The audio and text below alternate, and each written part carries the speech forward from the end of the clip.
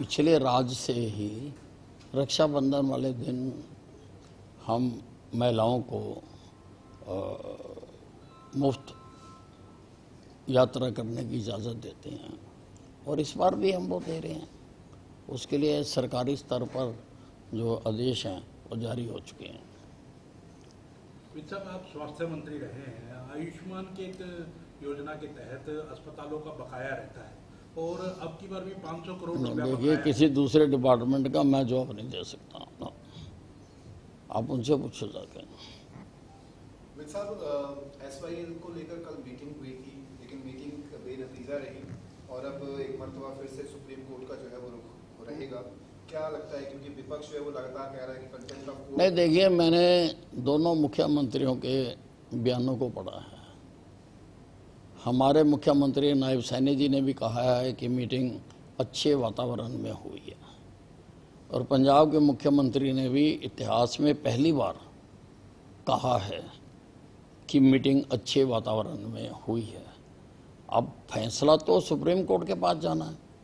अगर इन्होंने अच्छे वातावरण में बातचीत की है तो सुप्रीम कोर्ट में फैसला जाएगा और सुप्रीम कोर्ट ने पहले भी फैसला दे रखा है हमारे हक में और मुझे उम्मीद है कि अब भी सुप्रीम कोर्ट हमारे हक में फैसला देगा। लेकिन वार्ता के निचोड़ में पंजाब सीएम ये कह रहे हैं कि सर इंडस ट्रीटी वाला पानी आएगा तब हम आगे दे पाएंगे या फिर कोई बाढ़ नहीं, वो क्या कहते हैं जाके कोर्ट में, वो अलग बात है। लेकिन उन्होंने ये बात जरूर कही है कि वातावरण अच्छे, बातचीत अच्छे माहौल में हुई है। पंजाब का जो रुख है सर, आपको लगता है कि कोर्ट से बाहर ही हो सकता है?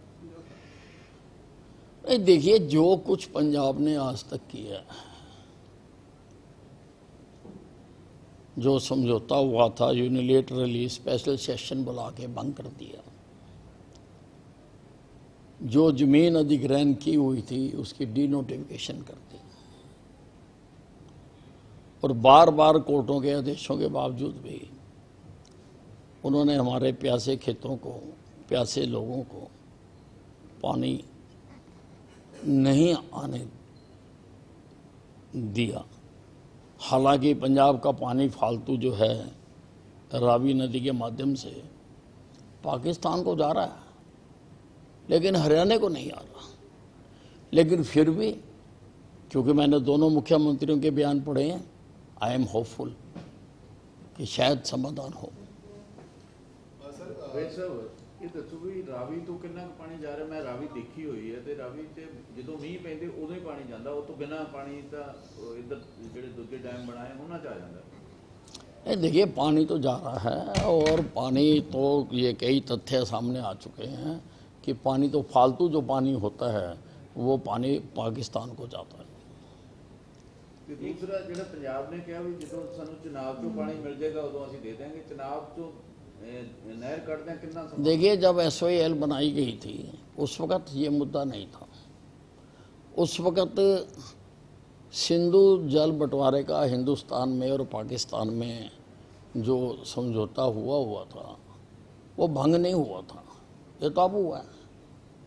तो ये अगर वो कह रहे हैं तो ये तो एक तरह से बात को टालने वाली बात है। यकीनी तौर पर हमारी सरकार ने कहा है कि जो पाकिस्तान को उस वक़्त पाकिस्तान की फेवर करते हुए सिंधु नदी, जो कि हमारी नदी है, सिंधु से ही हम हिंदू बने, सिंधु का पानी पी पी कर ही हम हिंदू बने, उसका ज़्यादा हिस्सा हमें मिलना चाहिए था।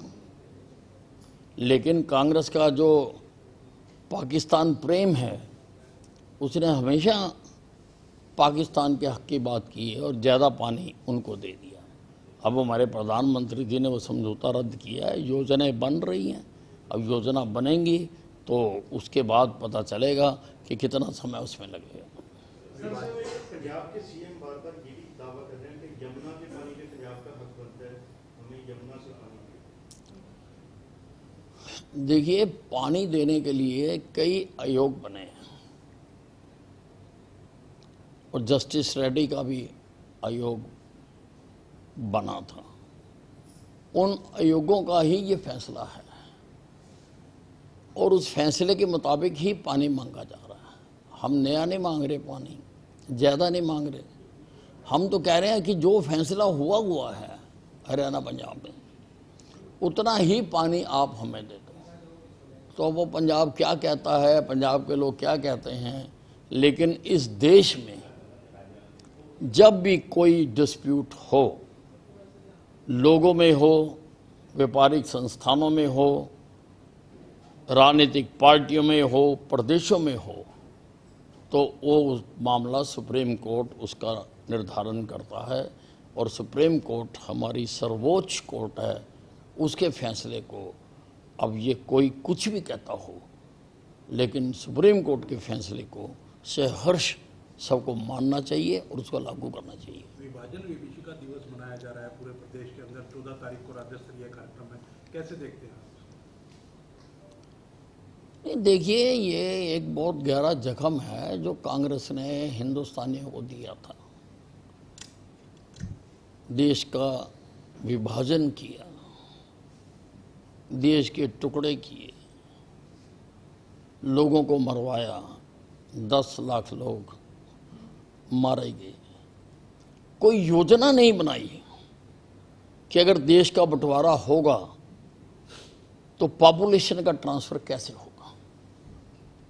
और ये जो अपने आप को सेकुलर बताती है पार्टी, आप इतिहास निकाल कर देख लो कि इन्होंने देश का बंटवारा धर्म के आधार पर किया कि मुसलमानों को उनके हिस्से की जमीन दे के पाकिस्तान बना दिया जाए और हम हिंदुस्तान में रह रहे। इन्होंने किया, तो उसको याद रखना, याद कराना लोगों को कि ये पार्टी ने क्या क्या किया हुआ है, वो आवश्यक है। इसीलिए हमारी पार्टी ने विभाजन विभीषिका मनाने का निर्णय किया है। तो साहब, प्रदेश भर के दौरों की बात आपने कही थी, कब से शुरू कर रहे हैं, कहाँ से शुरुआत होगी, किस तरीके से? नहीं, मैं लगभग 15 अगस्त के बाद शुरू करूँगा, क्योंकि रेनी सीजन समाप्त हो जाएगा, तो उसके बाद मैं करूँगा। और मैं फिर दोहराना चाहता हूँ, मैं बार बार रोज़ दोहरा रहा हूँ कि मैं जो दौरे करूँगा ये कोई पॉलिटिकल दौरे नहीं है। मैं कोई मीटिंग नहीं करूँगा कहीं पे, मैं कोई जलसा नहीं करूँगा कहीं पे।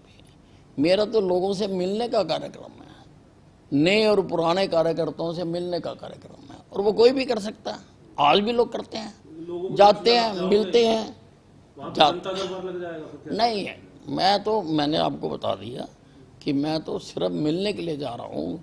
कोई कार्यकर्ता, पुराने कार्यकर्ता, नाराज कार्यकर्ता अगर शिथिल होकर बैठे हुए हैं तो मैं उनको सक्रिय करना चाहता हूँ, क्योंकि मैं भारतीय जनता पार्टी को हरियाणा में बहुत मजबूत देखना चाहता हूँ। और अगर वहाँ लोग आ गए और अपनी समस्याएं बताने लगे, सुनेंगे?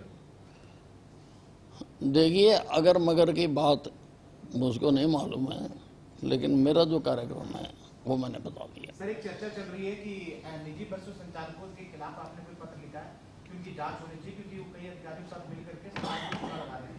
ऐसी क्या चर्चा है सर? आपने क्या कोई पत्र लिखा है? नहीं, ऐसा है, मेरे संज्ञान में ऐसी बात आई है कि जो प्राइवेट बसों के रूट हैं उनका निर्धारण ठीक ढंग से नहीं हुआ, और बहुत सारी जगहों पर तो हमारी सरकारी बसों से 5-10 मिनट पहले का उनका टाइम है, और वो आगे जाती है तो सवारियां वो उठा लेती हैं, और हमारी बस को सवारियां नहीं मिलती हैं। तो उसके लिए मैंने कहा कि इसको री एग्जामिन किया जाए, और कुछ जगहों पर तो मैंने देखा है। अब बाकी सारे जगहों पर कितने रूट्स हैं ऐसे, कितने जगह हैं ऐसी, तो उसका अध्ययन करने के बाद ही पता लगेगा। डिपार्टमेंट से मैंने रिपोर्ट मांगी है, और ये भी मैंने पूछा है कि क्या आप इनके रूटों को, टाइमिंग्स को बदला जा सकता है या नहीं बदला जा सकता, किस आधार पर इनको ये रूट दिए हुए हैं, वो हमको देखना होगा। और मैंने एक और महत्वपूर्ण फैसला किया है कि हरियाणा के हर गांव को हमारी बस जाएगी। ऐसे रूट बनाने में मेरा विभाग लग गया है, और पत्र भी उन्होंने जारी कर दिया है, नोटिफिकेशन भी जारी कर दी है सारे जीएम्स को कि हर बस चाहे एक सवारी मिले, क्योंकि हम कोई कमर्शियल ऑर्गेनाइजेशन नहीं है कि हम फायदे के लिए बसें चला रहे हैं। हम सर्विस ऑर्गेनाइजेशन है, हमारा काम सर्विस देना है। अगर एक बच्चे ने भी स्कूल में जाना है तो हमारी बस उस गाँव में जाएगी।